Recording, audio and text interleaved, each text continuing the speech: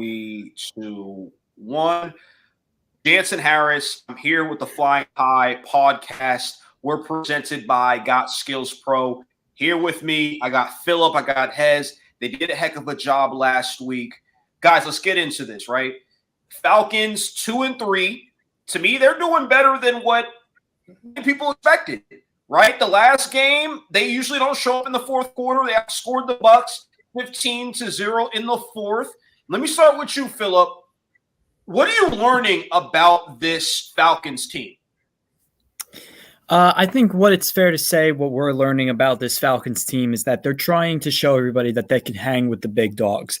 And obviously in their week 2 matchup when they lost to the Rams, they're obviously defending Super Bowl champions from last year, went up on them a lot early on. And, we're starting to look like they were going to run away with it. But the Falcons almost made a comeback. And that was a big test early on. It sort of showed people, hey, maybe the Falcons, they're not necessarily contenders yet, but they can hang around with some of these good teams. And obviously this upcoming stretch that they're in now, they're in the middle of currently against the Bucs, where they lost on a controversial call. Now they got other games coming up against teams, like the Bengals and so forth. So I feel like people are starting to maybe take the Falcons a little bit more seriously. Maybe they're starting to see, hey, we're not contenders yet, but give them another 2 years, maybe I'd say. And just possibly they may be one of those teams that people can look at and say, well, 2 years ago, they were showing it to us, and now they're the real deal. Hez, what's your thought process on this? I know you're watching the game closely. Look, Falcons surprised me a little bit. What's your takeaway on them? Yeah, I think it's safe to say that they are in a rebuild, and I think this is one of the safest rebuilds team could ever have. During a rebuild team, usually those teams are terrible. I mean, terrible. We've seen worse teams than the Falcons during their rebuild stages, and I could say this has probably been one of the smoothest rebuilds. Now, they're not winning every game out there. They're not outscoring every game. They don't look like the Chiefs. They don't have a dominant presence on the field like that. But they are what they are doing and showing is grit. Week after week after week, they're showing some type of grit, whether it be Cordell Patterson. He's out now. Kyle Pitts being used as a blocker, but you can see he's still getting after it. But now we know that what Philip broke last week during the podcast was that he had a hamstring injury. Now he was out. Marcus Mariota is not the best quarterback out there, but they're still finding ways to hang in there. And to me, that shows, even though during this rebuild stage, they're not a team that is going to fold easily. They're going to keep on going out there every week and trying to compete with every team on every competition level that's out there. Okay, I love that breakdown. Philip, full healthy. Is this Falcons team, we keep talking about it, maybe it's premature, is this a playoff contender? This year, not a playoff contender when fully healthy. And, I don't think that's a bad thing. I don't think it's a bad thing to say that the Falcons aren't a playoff team when fully healthy this year. But I also would believe that a Falcons team that, let's say, finishes with about seven wins this season, when 100% healthy, or even if they're not fully healthy, a team that finishes with 7 wins this year, doesn't make it into the playoffs, is probably not good enough in the NFC South. But I think that if this Falcons team were to finish with 7 wins, fans will look at that as a positive takeaway. They'll say, okay, we got 7 wins. Obviously, nobody expected us to do anything this year. And like Hez just said, we've seen teams in rebuilds that have gone into basement dweller teams, teams that just stay in rebuild mode for decades, it feels like. And the Falcons don't look like they're going to be a team that so far isn't a basement dweller team. They look like they're a team that, hey, you know what? We have some key pieces that are waiting in the rafters. Obviously, Pitts can still become a big part of this offense. I have faith that the Falcons will start to utilize him when he's fully healthy. And Cordell Patterson, even though he's getting up there in age, he still looks like he knows how to use his legs and he knows how to run.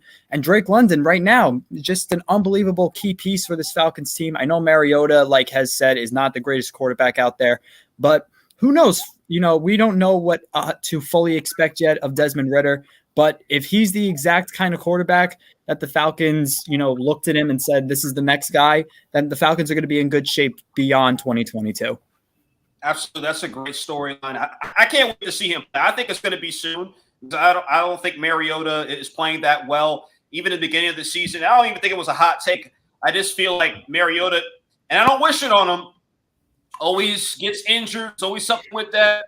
He's lost his job before. So, hey, I think it's soon we're going to see Desmond Ridder. If Mariota isn't getting Kyle Pitts the ball, I'm not saying it's all him either. A lot of that's Arthur Smith and the way these defenses are playing him.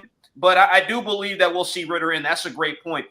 You just already said that basically they're in rebuild mode. So them being a playoff team probably not going to happen. Guys, let's move forward to talking about other points and the Falcons still playing well with injuries. The defense has got a lot better. They're getting to the quarterback. They're getting some turnovers. I want to touch a little bit on the 49ers game a little bit.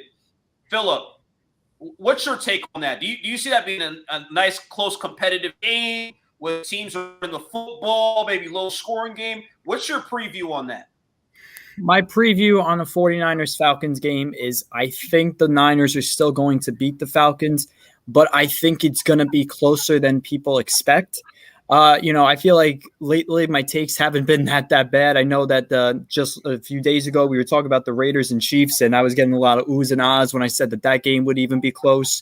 And I know this game is no Raiders-Chiefs Monday Night Football matchup, but I feel like between these two teams, I really like their defenses. I really like their offense. I love Jimmy Garoppolo on the 49ers. I really like the way that they're starting to come together ever since the Trey Lance injury. They looked like they were very, very shaky at the start of the year, the Niners.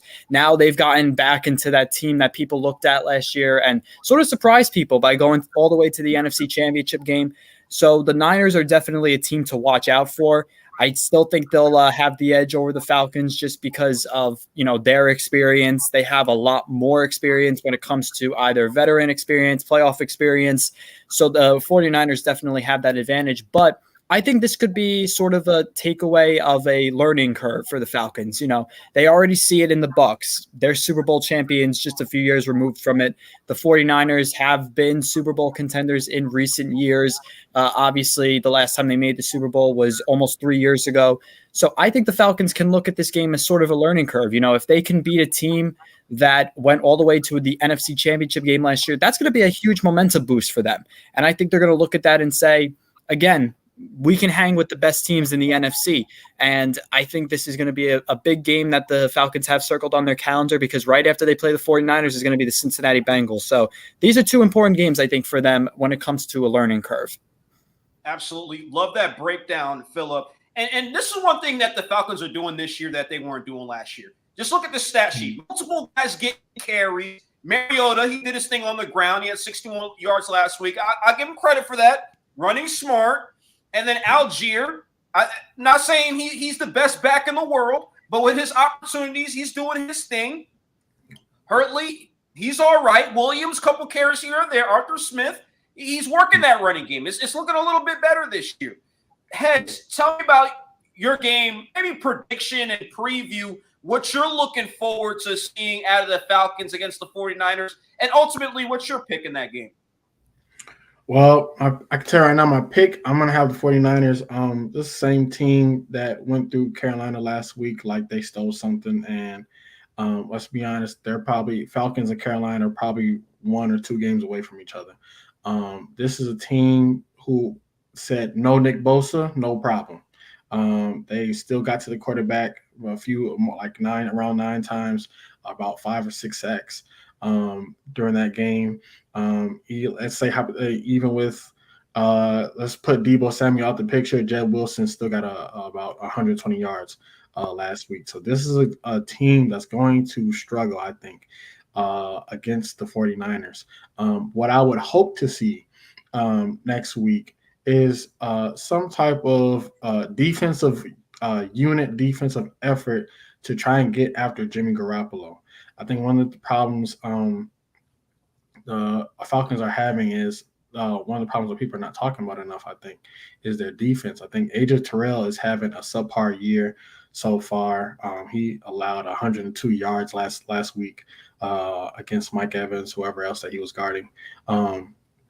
And the defense has to get after. The defense has to stay committed to containing the 49ers offense as much as possible because we've seen it. Once the offense gets rolling, then they get rolling. And I don't even have to say that about the defense because everyone knows about the 49ers defense. Once the defense gets rolling on the 49ers, there's no stopping them as well. So my hope would be that the Falcons defense will make some type of unit effort to sit there and say, hey, guys, let's get after this 49ers offense.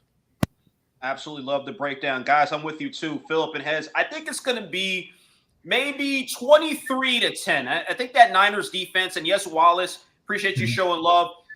Niners do have some injuries. They're banged up too, but the Falcons are also banged up. I believe that Niners defensive line is scary. I think we'll see Kyle Pitts play this week. I think Kyle Pitts will score. I think this Falcons running game will be decent. I think Algier will play productive, maybe 50 to 100 yards, depending on the workload and the amount of carries he gets. But yes, I am picking the 49ers. Davian, thank you for coming in, man. I know you're real busy, tight with the schedule. Who are you picking?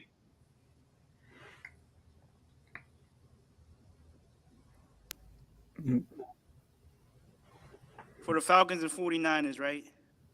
Yes. I'm sorry about that. Yep, Falcons and 49ers.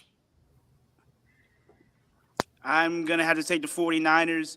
The Falcons have been definitely showing that they deserve to be talked about in the league. They've been competitive for most of the season in their games. They just have struggled to finish games. So I think Marcus Mariota is doing an okay job at the quarterback position. Who knows if Desmond Ridder could be better? I think Kyle Pitts, if he's playing, will add to make this game close as well. I think they'll be close in this game as well. But I don't see them coming out with the win just because of how the 49ers defense has been playing of late. They held Matthew Stafford and the Rams under 2 touchdowns. They showed up against Baker Mayfield and the Panthers. I think the 49ers defense is starting to show them during the season, and I think they come up big again, winning 3 in a row. Okay. All right. Well, we're all on the 49ers. Guys, great job. Philip, Hez, Davian, Jansen Harris here with the Flying High podcast. Again, we are presented by Got Skills Pro. I'm cheering for Ridder, man. Hopefully we see him in the next couple of weeks. Yeah, we'll see. We'll see. We'll see about Good that. job, guys. Yeah, thank you. Thank you.